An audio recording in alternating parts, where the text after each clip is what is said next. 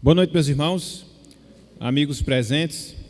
Conforme nós havíamos proposto e falado em domingos anteriores, nós dedicaríamos esses domingos, pelo menos boa parte desses domingos do mês de dezembro, para poder considerar sobre o nascimento do Salvador. É certo que Cristo não nasceu em dezembro, nem tampouco no dia 25, até porque a data muito mais provável ela vai até agosto, nas melhores das intenções, entre abril e agosto, se nós pudéssemos datar o nascimento de Salvador. Contudo, se faz necessário, sobretudo, nós aproveitarmos esses instantes, já que se tem uma concepção tão errada, tão equivocada do nascimento de Salvador, trazermos mensagens, verdades, princípios da palavra expostos através da própria Bíblia, para que assim nós tenhamos uma visão mais clara, mais aprofundada, não só do fato em si, do nascimento de Cristo, mas também dos desdobramentos que esse nascimento traz para cada um de nós. Eu queria que nós abríssemos a palavra do Senhor no Evangelho de Lucas, capítulo 2, e concentrássemos a nossa leitura do versículo 8 até o versículo 20. Evangelho de Lucas, capítulo 2, versículos 8 até o versículo número 20.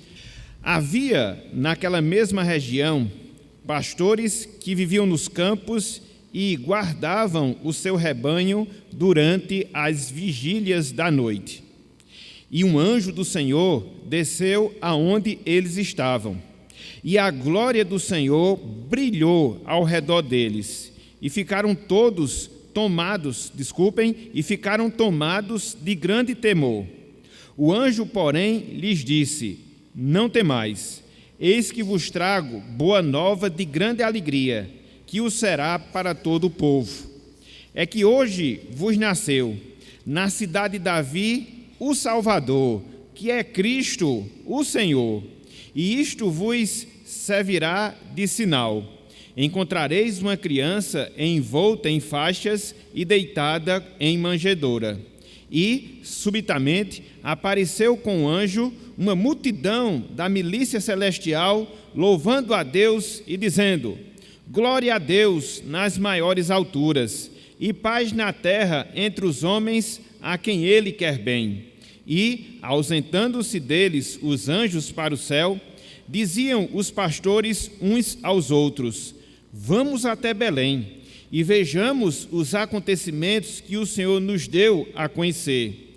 Foram apressadamente e acharam Maria e José e a criança deitada na manjedoura. E, vendo-o, divulgaram o que lhes tinha sido dito a respeito deste menino. Todos os que ouviram se admiraram das coisas referidas pelos pastores. Maria, porém, guardava todas estas palavras, meditando-as no coração. Voltaram então os pastores, glorificando e louvando a Deus por tudo o que tinham ouvido e visto, como lhes fora anunciado. Até aqui, até o versículo 20, que o Senhor nos abençoe e que Ele aplique a sua santa palavra em nossos corações. Amém. Meus irmãos, meus amigos, é sabido de todos, pelo menos a maioria de nós, que o anúncio, ou seja, a proclamação do nascimento de príncipes, via de regra, é cercado pela suntuosidade, pelos luxos e também pelos protocolos.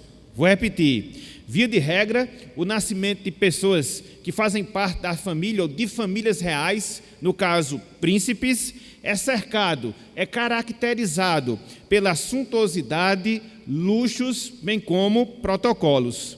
Um exemplo disso que nós estamos dizendo, um exemplo disso do que nós estamos afirmando, é o que acontece no anúncio dos herdeiros do trono da Inglaterra, de maneira bem específica, de maneira bem exemplificada.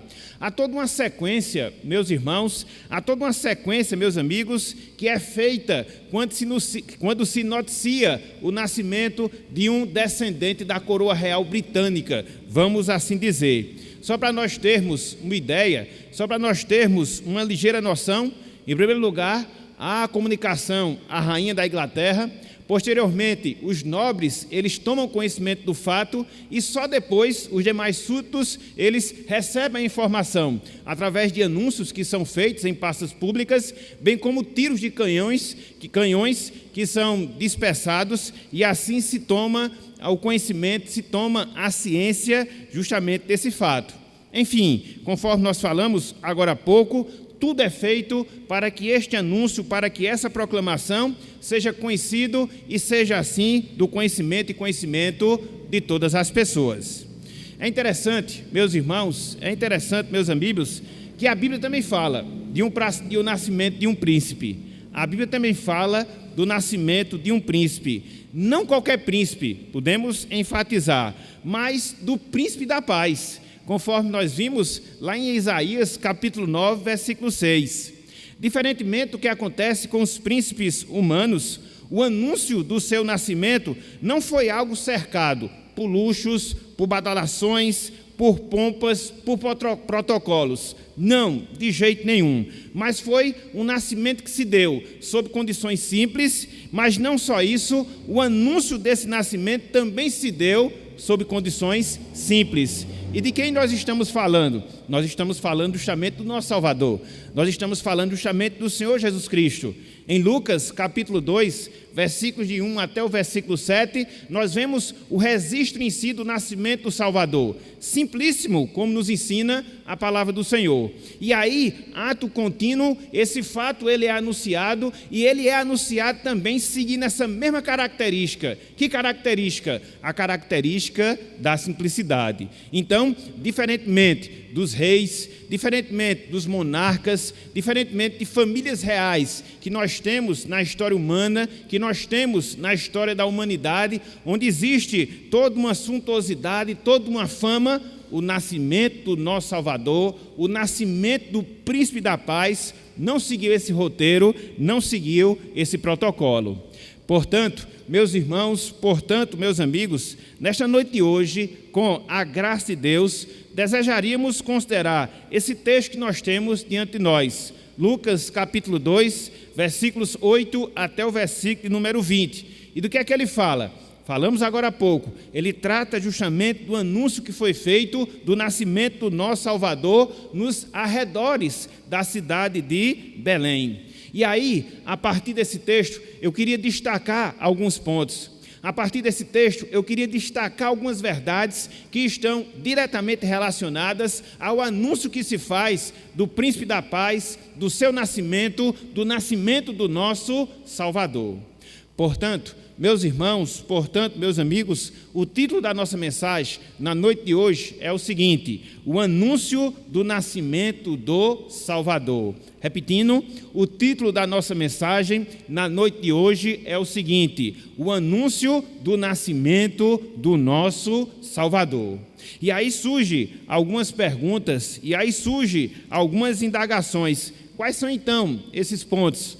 Quais são então essas verdades que estão diretamente vinculadas, que estão diretamente relacionadas ao anúncio que foi feito do nascimento de Cristo, ao anúncio que foi feito do nascimento do Príncipe da Paz? É o que nós iremos fazer com a graça de Deus a partir desse instante, meus irmãos, meus amigos. Em primeiro lugar, eu queria destacar a quem foi feito o anúncio, ou seja, os destinatários do anúncio da proclamação que foi feita. Em primeiro lugar, nós queríamos destacar a quem foi feito o anúncio do nascimento do nosso Salvador. Quem foram os seus destinatários? E aí, eu lhes convido a acompanharem a leitura que nós encontramos entre os versículos 8 e também o versículo número 9. Lucas capítulo 2, versículos 8 e também o versículo número 9. Olhem só, meus irmãos, olhem só, meus amigos, o que nos diz aqui a palavra do Senhor. A quem foi feito o anúncio, ou seja, os destinatários. Diz assim a palavra: havia naquela mesma região pastores que viviam nos campos e guardavam o seu rebanho durante as vigílias da noite. Versículo 9. E um anjo do Senhor desceu aonde eles estavam. O texto aqui, meus irmãos, o texto aqui, meus amigos, versículo 8, versículo 9, ele é por demais evidente. Ele é por demais claro em mostrar que o anúncio do nascimento do nosso Salvador, o anúncio do nascimento do Messias, foi feito a um grupo de pastores que estavam guardando ou que estava guardando os seus rebanhos nos arredores da cidade de Belém. De maneira bem resumida, o que nós temos justamente é isso, tanto no versículo 8 como também no versículo 9. Repetindo que o anúncio do Messias, o anúncio do Salvador, foi feito a um grupo de pastores que estavam guardando as suas ovelhas aos arredores ou nos arredores da cidade de Belém. E diante desse fato, meus irmãos, diante dessa realidade, meus amigos, nós podemos pensar, nós podemos nos perguntar, ora, pelo fato do Messias ser o príncipe da paz, era normal que ele fosse anunciado primeiramente aos reis. Contudo, não foi isso que aconteceu. Mas não só isso. Em virtude de estar nascendo, ou de ter nascido o príncipe da paz, o Messias tão prometido ao povo de Israel, era normal, fosse comum, ele fosse anunciado aos sacerdotes, que eram as pessoas que lideravam a religião judaica nos tempos do Senhor Jesus. Contudo, isso também não aconteceu. Mas aí nós podemos nos perguntar, mas o nascimento desse Messias, que confirmou todas as profecias que haviam sido proferidas no Antigo Testamento acerca da sua vinda, então seria natural que ele fosse anunciado a algum escriba, algum leitor, algum estudioso da lei. Contudo, não foi isso também que aconteceu. Então, desfazendo todas essas perspectivas humanas, vamos assim dizer, nós aprendemos aqui na palavra, nós aprendemos através do texto sagrado que Cristo ele foi anunciado a um grupo de pastores, Não foi anunciado primeiramente a reis, não foi anunciado primeiramente a sacerdotes, não foi anunciado primeiramente a escribas, não, desfazendo todas essas ideias ou conclusões que nós pudéssemos ter, contrariando tudo isso, Cristo ele é anunciado primeiramente a um grupo de pastores que estavam trabalhando nos arredores da cidade de Belém. É interessante, meus irmãos, meus amigos, nós observarmos que os pastores nos tempos do Senhor Jesus, os pastores na época do Senhor Jesus, não era, preste atenção nesse fato, não era uma classe privilegiada. Os pastores, nos tempos do Senhor Jesus Cristo, não era um grupo ou não era uma classe privilegiada. Isso por pelo menos duas razões. Em primeiro lugar, muitas vezes se ausentavam de toda a vida religiosa que existia na cidade de Jerusalém, a adoração, as ofertas, os sacrifícios, justamente por causa do trabalho que eles tinham, de ir de um lugar para outro, procurando pastagem, para assim poder manter as suas ovelhas. Então, eram pessoas que ficavam um tanto quanto distantes da religião, vamos assim dizer. Mas não só isso. Alguns dos pastores, nos tempos do Senhor Jesus Cristo, em virtude das muitas viagens que eles empreendiam, acabavam enveredando pelo caminho do roubo, do furto, se tornando assim salteadores. Então, por essas e outras razões, não era uma classe, repito, tão privilegiada nos tempos do Senhor Jesus Cristo. Contudo, foi justamente a estas pessoas, foi justamente a esta classe que, primeiramente, nós observamos o anúncio que foi feito do nascimento do Messias. E isso, meus irmãos, e isso, minhas irmãs, já aponta para um fato bem especial, já aponta para uma verdade bem peculiar. Ou seja, Deus, meus irmãos, Deus, minhas irmãs, Ele não atenta para aquelas pessoas que, aos olhos humanos, são desprezadas. Não, Deus ele não faz essa classificação, vamos dizer assim, em relação a pessoas. Não, e esse texto ele nos ensina justamente isso, que Deus ele não se apega a fatos exteriores, que Deus não se apega àquilo que é visível, não, contrariando a lógica humana, nós percebemos justamente o contrário aqui nessa passagem, se dirigindo, no caso, anunciando o nascimento do seu Filho, do nosso Redentor, primeiramente, a uma classe desprezada, uma classe não tão importante nos tempos do Senhor Jesus. Então, nós aprendemos, repito, que Deus não atenta para aquelas pessoas que, aos olhos humanos, elas são desprezadas. Deus não atenta para esse tipo de desprezo. Não, em absoluto. Muito pelo contrário. Deus, ele reverte o pensamento, reverte essa forma de ver, e aqueles que, aos olhos humanos, são desprezados, aos olhos humanos não têm valor, a estes Deus acaba abençoando com grande honra, acaba abençoando com grande valor. E é justamente essa a verdade que nós encontramos aqui na passagem. É esta a verdade que vem ao encontro das nossas vidas quando nós atentamos não só para o nascimento do Salvador, mas tudo aquilo que estava em volta do seu nascimento. Repetindo, Deus, ele sempre vê, Deus sempre tem uma perspectiva diferente da perspectiva humana, da perspectiva generalizada por parte das pessoas. Aqueles que não são nada, sob o ponto de vista humano, aqueles que são desprezíveis, sob o ponto de vista humano, a estes Deus acaba dando maior glória. A estes Deus acaba dando maior honra, como acontece aqui no caso desses pastores. É justamente por causa disso, meus amigos, é justamente por causa disso, minhas amigas, que nós aprendemos que o Evangelho de Deus,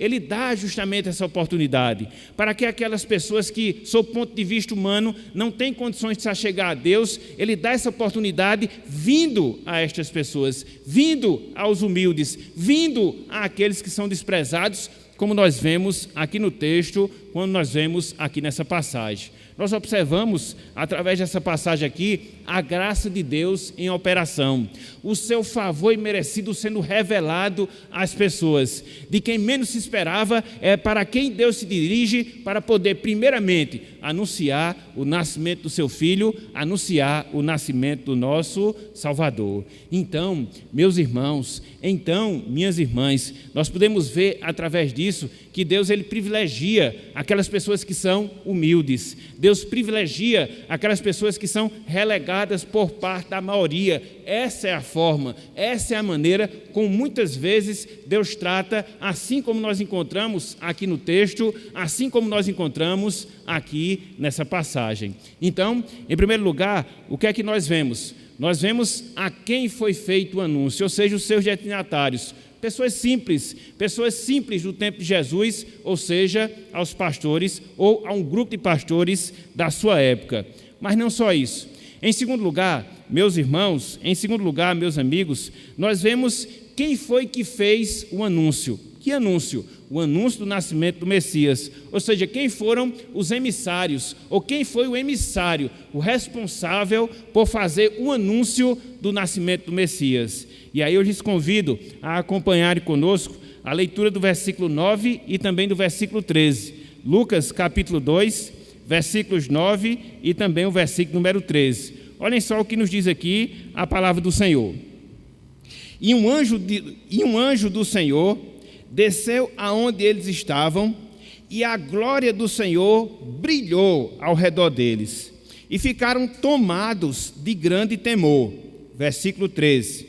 E, subitamente, apareceu com o anjo uma multidão da milícia celestial, louvando a Deus e dizendo... O que é que esses versos nos ensinam? O que é que esses textos aqui nos mostram? Nos mostra, meus irmãos, nos mostra, meus amigos, claramente que coube aos anjos a singular tarefa de anunciar o nascimento do Salvador. Coube ao anjo a singular tarefa de anunciar o nascimento do Salvador. Na verdade, essa tarefa, ela faz parte da essência da função angelical. Para quem não sabe, a palavra anjo na Bíblia significa literalmente emissário. E foi justamente o que esse anjo fez. Ele foi um emissário do Senhor. Ele foi um porta-voz do Senhor. E anunciou justamente a vinda do seu Filho, o nascimento do nosso Redentor. E é interessante, meus irmãos, é interessante, meus amigos, que quando nós olhamos em relação a tudo aquilo que esteve envolvido no nascimento de Cristo, não só o seu anúncio, mas também a própria proclamação da sua vinda, nós percebemos a participação direta dos anjos. Por exemplo, inclusive nós lemos agora na leitura devocional, quando José ele foi notificado acerca do nascimento do Salvador e foi exortado a receber sua esposa e foi exortado a colocar o nome de Jesus na criança que iria nascer, quem foi que apareceu para José em sonho? Foi justamente um anjo, está lá em Mateus capítulo 1. Quando nós vamos ver lá em Lucas a aparição que é feita a Maria, anunciando o nascimento do Salvador, quem é que também faz? Também é um anjo. Então, em todo esse processo, eu não sei se vocês já pararam para pensar, eu não sei se vocês já pararam para meditar, mas sempre há a utilização dos anjos nesse processo que envolve o nascimento do Salvador. Então, é justamente isso que nós temos aqui. Anjo sendo utilizado para proclamar, anjo sendo utilizado para anunciar o nascimento e o nascimento do nosso Salvador. Mas não só isso. Conforme nós temos aqui na passagem, sobretudo conforme nós temos no versículo 13, os anjos, e aqui a gente já fala no plural, participam aqui em relação ao anúncio, louvando, engrandecendo e louvando o nome do Senhor. Um anjo faz o anúncio e anjos honram a Deus, glorificam a Deus, exaltam a Deus pelo nascimento do Messias. Isso é muito interessante, meus irmãos. Isso é muito interessante, meus amigos, nós atentarmos para essa verdade. Na medida em que nós vemos a participação angelical e, sobretudo, quando nós vemos esses anjos louvando a Deus, nós podemos ver a presença de Deus aqui na terra entre os anjos, fazendo esse anúncio, fazendo a proclamação do nascimento do nosso Redentor. É Deus descendo aos homens em toda a sua glória, em toda a sua majestade, para poder anunciar a vinda do seu Filho, a vinda do nosso Salvador. Que coisa maravilhosa, meus irmãos, que coisa fantástica, meus amigos, nós encontramos nesse trecho aqui das Escrituras Sagradas. E para nós que somos crentes, para nós que somos salvos em Cristo Jesus, a utilização que Deus faz aqui de anjos, dentro do processo de anúncio da vinda do Salvador, é importante para nós, para que nós aprendamos algumas lições.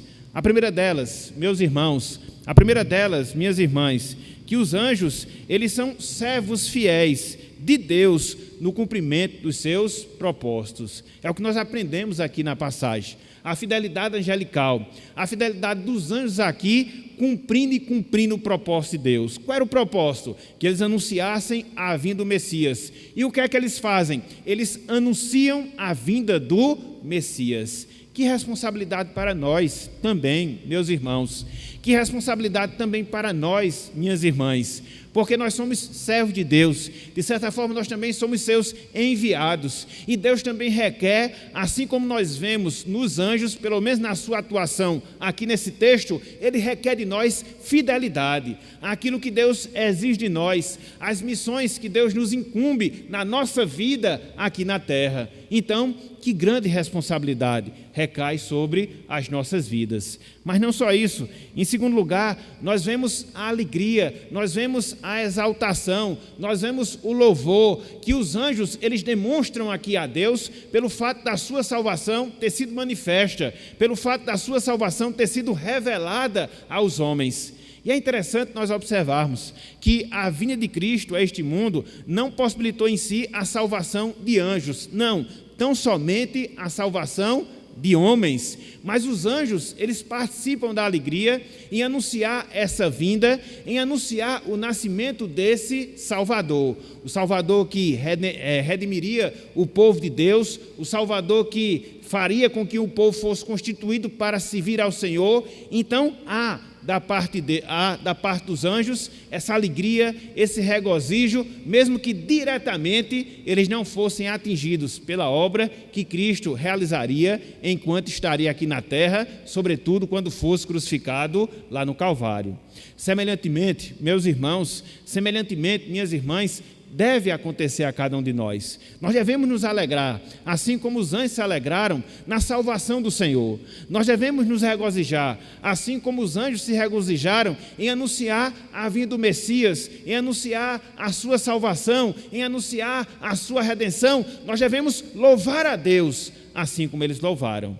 Muitas vezes, essa verdade ela acaba passando desapercebida em nossas vidas. Muitas vezes, acabamos por tratá-la, inclusive, com certa indiferença. Mas percebam como é diferente a postura dos anjos aqui. Eles se regozijam, eles louvam, eles se alegram em Deus, no fato de Deus ter enviado o seu Salvador e a partir desse Salvador, a sua obra de redenção ser de fato operacionalizada na vida das pessoas. Então, que nós nos alegremos como os anjos se alegraram, ao pensarmos no nascimento de Cristo, ao pensarmos na sua vinda aqui a este mundo, que nós possamos nos regozijar no Senhor, até porque esta vinda possibilitou a nossa salvação. Esta vinda possibilita a salvação de todos quantos ainda não são salvos. E por isso, a razão de nós nos regozijarmos. E por isso, a razão de nós nos alegrarmos toda vez que nós nos recordamos, que nós nos lembramos do nascimento do nosso Salvador. É um fato fantástico, meus irmãos. É um fato fantástico, minhas irmãs, extraordinário. O fato de Deus se encarnar, assumir a condição humana com o intuito de nos salvar. Por isso, toda vez que nós pensarmos, por isso, toda vez que nós nos lembrarmos do nascimento de Cristo, nós devemos nos regozijar, assim como os anjos, eles se regozijaram nesse fato, nesse acontecimento. Então, em primeiro lugar, o que é que nós encontramos? Nós encontramos a quem foi feita a mensagem, a proclamação, a quem foi feito o anúncio do nascimento de Salvador, aos pastores de Belém. Em segundo lugar, quem foi que fez esse anúncio? Os anjos, conforme nós temos na palavra de Deus. Em terceiro lugar, nós nos deparamos com o conteúdo desse anúncio. Qual foi a mensagem proclamada? Qual foi a mensagem anunciada pelos anjos, conforme nós temos aqui nessa passagem? E aí eu lhes convido a acompanharem os versículos 10 e também o versículo número 11. Lucas, capítulo 2, versículos 10 e também o versículo número 11. Olhem só o que nos diz aqui a palavra do Senhor. O anjo, porém, lhes disse: não temais, eis que vos trago boa nova de grande alegria, que o será para todo o povo. Versículo 11. É que hoje vos nasceu, na cidade de Davi, o Salvador, que é Cristo, o Senhor. Então, conforme nós vemos aqui nesses dois versos, a mensagem anunciada aos pastores a partir dos anjos foi o quê? Foi a mensagem do Evangelho. Foi a mensagem do Evangelho. É por isso que no versículo 10 é dito: vos trago boa nova. A palavra boa nova aqui significa Evangelho. É a palavra em que na nossa língua nós a traduzimos por Evangelho. Então, em que consistiu essa boa nova? Em que consistiu esse evangelho que foi anunciado pelos anjos àqueles pastores? No nascimento do nosso Senhor, no nascimento do nosso Salvador, Jesus Cristo. É o que ele fala justamente no versículo 11. Hoje vos nasceu, na cidade de Davi, o Salvador, que é Cristo, o Senhor. E é interessante, meus irmãos, meus amigos, que nestes versos nós temos alguns pontos que chamam aqui a nossa atenção. O primeiro deles, que o Salvador anunciado já era uma realidade presente. O Salvador anunciado já era uma realidade presente. É por isso que o anjo diz: é que hoje, ou seja, quando foi feito esse anúncio aos pastores de Belém, o Salvador já tinha se encarnado. O Salvador já tinha nascido. Não se tratava mais de uma promessa, não se tratava mais de uma esperança, mas se tratava agora de uma realidade. Milênios de anos antes, essa promessa havia sido feita. Em primeiro lugar, a Eva, a Adão, lá no Jardim do Éden, conforme nós temos em Gênesis capítulo 3, versículo 15. E por todo o Antigo Testamento, essa promessa vai se repetindo, através dos profetas, através dos servos do Senhor, mas agora a promessa acabou, porque chegou a realidade. Então, dentro desse anúncio, o que nós observamos é justamente isso, que o Salvador anunciado já era uma realidade presente, não mais uma promessa, mas Deus já estava cumprindo tudo aquilo que havia dito no Antigo Testamento. Mas não só isso. Em segundo lugar, que o Salvador anunciado pelos anjos foi dado ao povo. É por isso que é dito: vos trago. A vinda do Salvador, em que consistia essa boa notícia que os anjos eles deram, era para os pastores, mas não só para os pastores, para as demais pessoas, ou seja, para os demais homens, para a humanidade. Era o presente de Deus, meus irmãos, era o presente de Deus, meus amigos, para o mundo. Não se tratava esse Salvador, o seu nascimento, a sua vinda para este mundo, não se tratava de algo exclusivo, particular dos judeus, não em absoluto, mas para todos sem diferença, para todos sem distinção. O Salvador que salva a todos. Em terceiro lugar, que o Salvador anunciado nasceu na cidade de Davi. E é por isso que o anjo diz: na cidade de Davi. A cidade de Davi é Belém, conforme nós sabemos. A palavra Belém significa casa do pão. E é interessante porque durante o ministério de Cristo aqui na terra, ele disse ser o pão da vida que dá vida ao mundo. Então tudo se encaixa, vamos assim dizer, dentro da revelação divina. Mas não só isso. Em quarto lugar, esse Salvador anunciado, ele é Deus. É por isso que é dito: o Salvador, que é Cristo, o Senhor. Aquele que foi anunciado pelo anjo, não se trata aqui de um mero homem, não em absoluto, mas de alguém que veio libertar os homens, por isso é que ele é Salvador, alguém que não é somente o homem, ele é o próprio Deus, por isso ele é dito que é Senhor, e alguém que foi enviado por Deus. Por isso é dito que ele é o Cristo. Então, cada uma dessas palavras, meus irmãos, cada uma dessas palavras, meus amigos, tem um significado especial. O Salvador, porque ele veio salvar.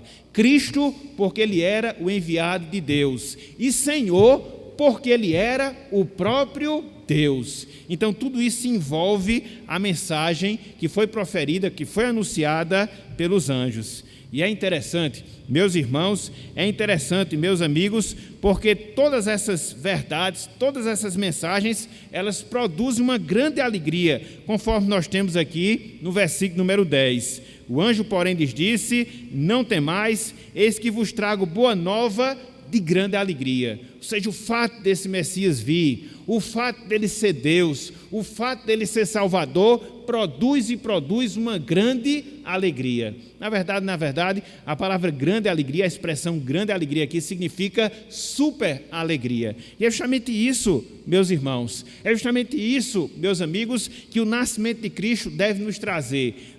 Deve trazer essa alegria, deve trazer essa satisfação, deve trazer esse regozijo, porque a partir desse nascimento nós podemos ter agora a salvação. A partir desse nascimento nós podemos ter agora vida eterna, a vida eterna que Deus prometeu àquelas pessoas que o amam.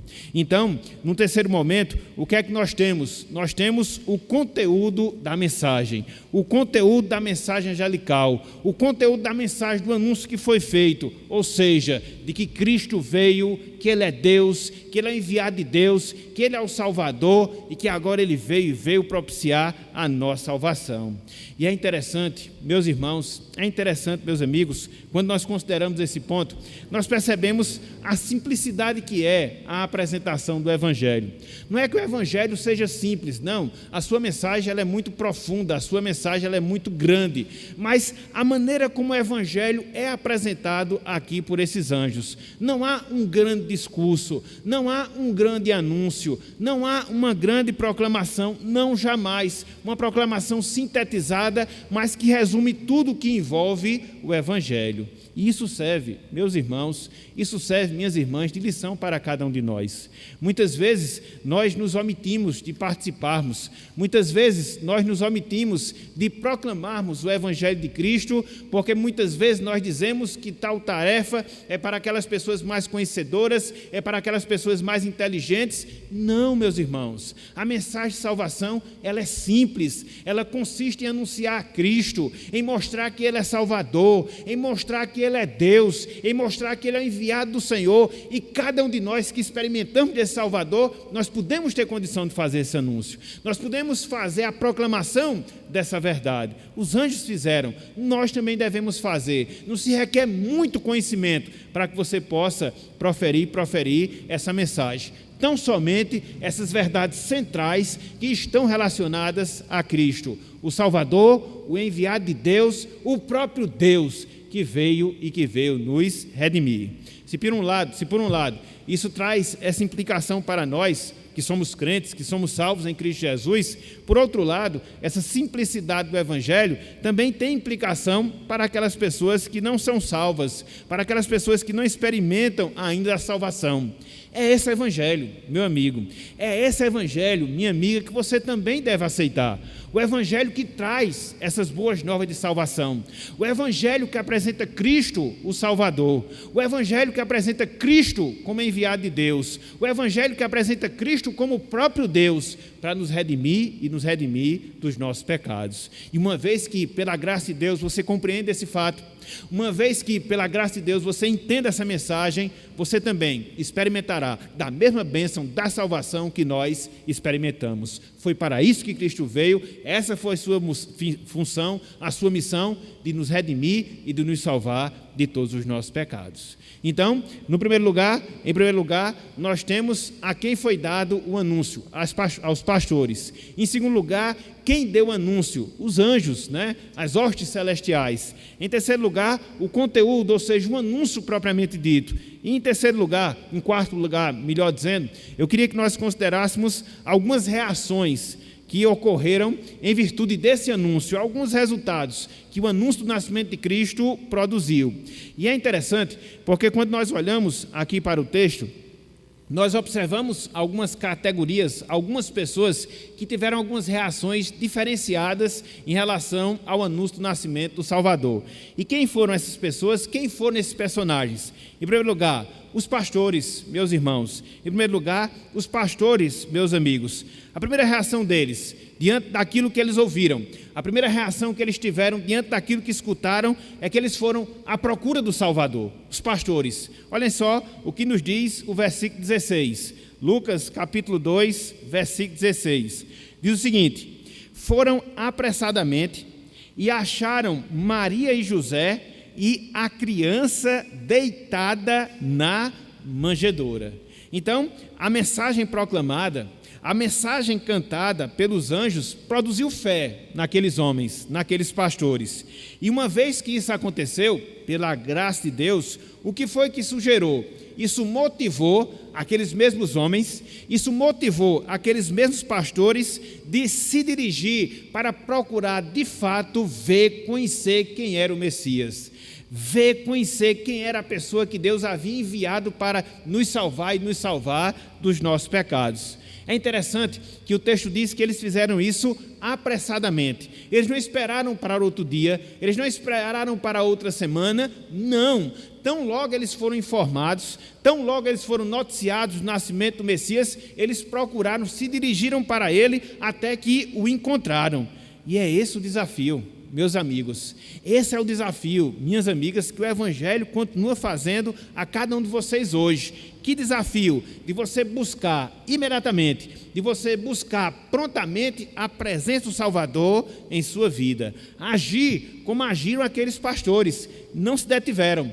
Agir como agiram aqueles pastores, procuraram apressadamente ver quem era aquela criança, ver quem era aquele menino, porque a graça de Deus havia operado e trabalhado nos seus corações. Então, a primeira reação é dos pastores. Que reação é? Eles foram à procura do Salvador. Mas não só isso, há uma segunda reação que Lucas aqui retrata, descreve em relação àqueles pastores. Além deles irem à procura do Salvador, eles anunciaram o Salvador. Olha só o que nos diz aí o versículo 17.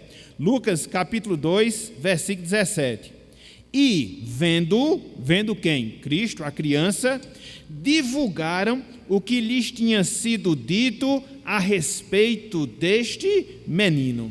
Se os pastores, eles não se contiveram em ir saber quem era o Messias, uma vez que eles conheceram o Messias, eles também não se detiveram para falar desse Messias. Observem a relação dessas coisas. Uma vez que eles conhecem a Cristo, uma vez que eles testemunham de Cristo, o que é que eles fazem? Eles começam a proclamar agora Cristo, começa a falar de tudo aquilo que eles viram, começa a falar de tudo aquilo que eles escutaram, começa a evangelizar, transmitir as boas novas de salvação em Cristo Jesus. E é assim, meus irmãos, é assim, meus amigos, quando nós conhecemos o Salvador. Na medida em que nós temos uma experiência com Cristo, na medida em que Cristo se faz presente na nossa vida e nós sentimos da sua salvação, nós não ficamos retraídos, não, muito pelo contrário, mas nós procuramos anunciar esse mesmo Salvador. É por isso que muitas vezes eu acabo enxergando com certa dificuldade aquelas pessoas que dizem salvas, aquelas pessoas que experimentam da salvação, mas têm um certo tipo de receio, mas têm um certo tipo de temor, de indisposição para falar de Cristo. Não, meus irmãos, quando nós olhamos para o texto sagrado, quando nós consideramos a atitude daqueles pastores, nós percebemos justamente o contrário. O conhecimento que eles tiveram de Cristo, o conhecimento que eles tiveram do Salvador, fez com que eles se dispusessem a falar de Cristo. E é assim, isso acaba sendo um círculo virtuoso na nossa vida. Quanto mais nós conhecemos de Cristo, quanto mais nós aprendemos do nosso Salvador, mais o nosso desejo, mais a nossa vontade é falar justamente desse Salvador. E o nascimento de Cristo deve representar isso para nós. O nascimento de Cristo, ele deve representar na disposição que nós devemos ter, no interesse que nós devemos ter na nossa vida para fazermos a mesma coisa, para anunciarmos a Cristo, não vermos esse momento, não vermos esse instante da nossa vida apenas como um momento de confraternização, de comunhão, pode até ser. Contudo, nós também devemos aproveitar as chances, nós também devemos aproveitar as oportunidades para falar desse Cristo às pessoas, transmitindo a mensagem correta da sua salvação, transmitindo a mensagem correta da sua pessoa, porque uma vez que nós conhecemos de Cristo, é nosso dever falar de Cristo, como aconteceu àqueles pastores. Então, foi a segunda reação que eles tiveram. Primeira delas, foram em busca do Salvador. Segunda delas, anunciaram o Salvador. Mas não só isso. Em terceiro lugar, eles se alegraram no Salvador. Em terceiro lugar, eles se alegraram no Salvador. E aí o versículo 20, olhem só o que nos diz aqui, o versículo número 20. Voltaram então os pastores, glorificando e louvando a Deus por tudo o que tinham ouvido e visto, como lhes fora anunciado. Percebem essa terceira reação? Percebem esse terceiro comportamento? O fato de ter conhecido a Cristo, o fato de ter estado na presença de Cristo, despertou naqueles pastores, despertou naqueles homens uma grande alegria, mas uma grande alegria mesmo, tanto é que a Bíblia diz que eles glorificaram, a Bíblia diz que eles louvaram a Deus por tudo aquilo que eles presenciaram, por tudo aquilo que eles testemunharam naquela noite. Então, é essa alegria que nós observamos justamente entre aqueles pastores. A salvação, meus irmãos, a salvação, minhas irmãs, consiste nisso. Uma vez que nós temos essa experiência de Cristo, uma vez que nós conhecemos a Cristo, uma vez que nós fomos colocados na presença de Cristo, esse mesmo sentimento, ele também deve ser verificado na nossa vida. Que sentimento? Regozijo, alegria, satisfação do Senhor na nossa vida. E aqui é que nós temos um dos estímulos. Aqui é que nós temos uma das motivações para nós termos essa alegria perene no nosso coração. Por quê? Porque o nosso Salvador nasceu. Por quê? Porque Deus cumpriu as suas promessas em relação ao seu Salvador. Então nós devemos estar certos que se o nosso Salvador veio no primeiro momento para nos salvar, Ele voltará também no segundo momento para nos buscar. E a consciência desse fato, meus irmãos, a consciência desse fato, minhas irmãs, deve despertar em nós a mesma alegria, o mesmo louvor, a mesma exultação que nós encontramos aqui na vida daqueles pastores. Para uma vida onde nós encontramos tantas e tantas pessoas à procura, onde nós encontramos tantas e tantas pessoas à cata da alegria, nós temos aqui o grande motivador da alegria. O grande motivador da alegria é ter Cristo.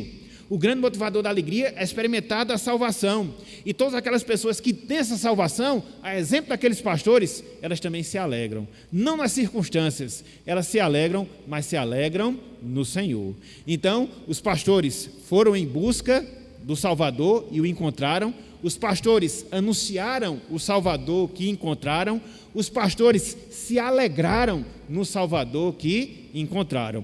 a primeira categoria. Mas não só isso, há uma segunda categoria, uma reação que essa segunda categoria teve em relação ao anúncio salvador, ou seja, a multidão. Olha só o que nos diz aqui o versículo 18, Lucas capítulo 2, versículo 18, dirigindo-se aqui ou referindo-se à multidão. Diz o seguinte: todos os que ouviram se admiraram das coisas referidas pelos pastores. Todos os que ouviram se admiraram das coisas referidas pelos pastores. Então, qual é a reação?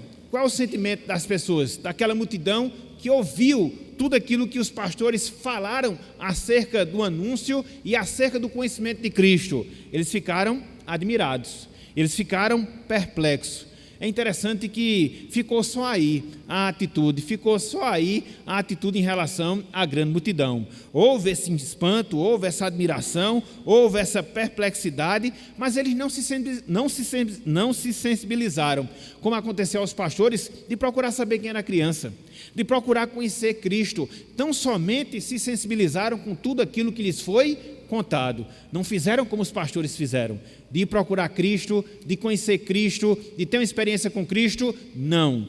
E é interessante, meus irmãos, meus amigos, que é justamente isso que também acontece nos nossos dias. Quando você fala acerca de Cristo, quando você fala acerca do nascimento de Cristo, muitas pessoas ficam perplexas, muitas pessoas ficam admiradas, mas ficam somente aqui.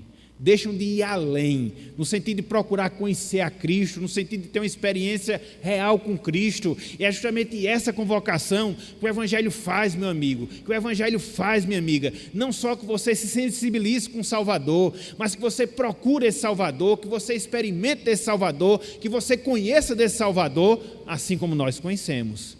Falar de Natal, do nascimento de Jesus Cristo, envolve isso. Não é meramente um sentimento, mas é sobretudo um conhecimento que você deve ter e que esse conhecimento lhe leva cada vez mais para perto desse Salvador. Seja você que já tem como Salvador na sua vida, seja você que não o tem ainda como Salvador da sua vida. Então, foi a reação da multidão. Mas não só isso. Em terceiro lugar, nós encontramos a reação de Maria, mãe de Jesus. E aí nós vemos no versículo número 19. Lucas 2, versículo número 19, diz o seguinte: Maria, porém, guardava todas estas palavras, meditando-as no coração. Repetindo, Maria, porém, guardava todas estas palavras, meditando-as no coração. Então, diante de tudo aquilo que ocorria, qual era a atitude de Maria? Silenciava. Ela simplesmente observava aqueles fatos. Ela simplesmente contemplava todas aquelas realidades do anúncio de Cristo, do nascimento de Cristo, e ela fazia o quê? Ela meditava cada uma daquelas coisas dentro do seu coração. Ela via como tudo aquilo se cumpriu, tudo aquilo que o anjo havia dito a ela, estava se cumprindo na sua vida. E tudo isso ela fez com que fosse ponderada, meditada, trabalhada, todas essas coisas. Que grande exemplo, meus irmãos. Que grande exemplo, minhas irmãs, nós temos para nós nos nossos dias. Que sentido? No sentido de nós considerarmos a Cristo, no sentido de nós meditarmos em Cristo, no sentido de nós termos essa mesma atitude que Maria teve aqui, em relação a tudo aquilo que ela estava vivendo, em relação a tudo aquilo que ela estava experimentando em termos espirituais, ser um instrumento dado por Deus para enviar o seu filho, presenciar tudo aquilo que ela presenciou, e ela fez com que tudo aquilo fosse meditado, considerado no seu coração, na sua vida. Como nós temos necessidade disso, meus irmãos? Como nós temos necessidade disso, minhas irmãs? De meditar nas coisas do Senhor. Muitas vezes nós vivemos uma vida tão veloz, uma vida tão cheia de informações, cheia de coisas, que a gente não para pensar, a gente não para meditar nas verdades espirituais. Maria fez isso. Ela teve esse comportamento, ela teve essa ação em relação a tudo que envolvia o nascimento de Cristo. Nós também devemos ter. Nós estamos chegando em mais uma data que convencionalmente se comemora o nascimento de Cristo. Mas quais são as reflexões que nós fazemos em relação a essa data? Quais são as meditações que nós fazemos em relação a esse fato? Cristo veio, nasceu, me salvou. O que é que isso implica na minha vida? O que é que isso resulta na minha vida? Nós precisamos, meus irmãos, ter essa mesma postura que Maria teve, introspectiva, reflexiva, meditativa. Para quê? para que nós possamos crescer e crescer em termos espirituais, de poder contemplar todas essas coisas, de poder se alegrar em todas essas verdades e ter nesses instantes não só uma data em si, mas ter nesses instantes um motivo a mais para nós nos alegrarmos no Senhor. Não nos concentrarmos em festas, comemorações, vestimentas ou outras coisas quaisquer, que muitas vezes se populariza dentro desse período. Não, mas nos concentrarmos naquilo que de fato tem valor, nos concentrarmos naquilo que de fato é importante para nós, Cristo e a sua salvação. Sem nascimento isso não ocorreria, sem nascimento do nosso Salvador isso não se daria, e é por isso que pela graça de Deus, Deus enviou o seu Filho, para que Ele pudesse nascer entre nós, para que Ele pudesse viver entre nós, para que Ele pudesse morrer por nós e hoje pudéssemos experimentar da sua salvação. Louvado seja o Senhor, meus irmãos, por todas essas bênçãos, por todas essas maravilhas. Então, diante de tudo isso que nós colocamos, diante de tudo isso que nós expusemos, fica o nosso desejo de nós podermos ter essa visão mais clara, de nós podermos ter essa visão mais detalhada do nascimento do nosso Salvador. Repito, é certo que ele não nasceu no dia 25 de dezembro, com certeza isso não se deu, mas que também nós não possamos ir para outro extremo, desconsiderando tudo aquilo que envolve o ensinamento bíblico relacionado à salvação de Cristo, o nosso Salvador. As implicações que isso trouxe para a nossa vida, os impactos que geraram para o nosso viver, os fatos que se evidenciaram em virtude desse grande acontecimento. Então, que nós possamos ter essas coisas bem claras, bem visíveis nas nossas vidas e nos nossos corações. E assim, nós possamos ter nesse instante, mais um instante de alegria, mais um instante de regozijo em saber que o nosso Salvador, Ele veio. E se Ele veio cumprindo as promessas de Deus e nos salvou na cruz, Ele voltará, repito, para nos buscar. Então que nós tenhamos essa esperança, que nós tenhamos essa certeza, que possamos desfrutar dessa alegria para que nós façamos a diferença nesse mundo onde existe tanta perversão, tanta incompreensão relacionada ao nascimento de Jesus. Que possamos ter o comportamento correto, o sentimento exato e assim, através disso, possamos glorificar a Deus e exaltá-lo por tão grande bênção que foi o envio do seu Filho para morrer e morrer em nosso lugar. Então que Ele nos abençoe, que Ele aplique a sua palavra em nossos corações e nos dê cada vez mais esclarecimento desse fato, esclarecimento dessa realidade em nossas vidas. Que o Senhor nos abençoe. Amém. Que a graça do nosso Senhor e do nosso Salvador Jesus Cristo, o amor do nosso eterno e bondoso Deus, o poder, a comunhão e as consolações do Divino Espírito Santo sejam com todo o povo de Deus, desde agora e para todo sempre.